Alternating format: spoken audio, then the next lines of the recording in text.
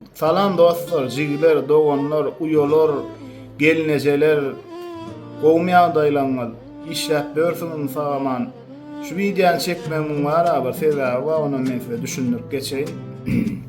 Şunlara hemme işimi taşladym, hiç da etmedim. Diňe komentar okudum. Başka iş yok, kadiýanyň yok, işim känýär, iminde şun.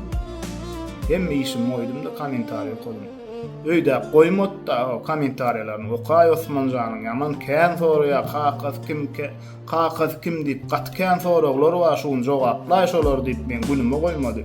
Menem bolýar diýdim, şuny barma ur okajak hemme komentarlaryny. Oý be. Seredýän bolýan.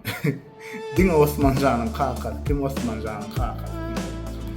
Dostlar, jigler, doganlar, uyolar, gelnejeler Osmanjanyň kakasy men arada bir video çekip Eldar Ahmetov bilen.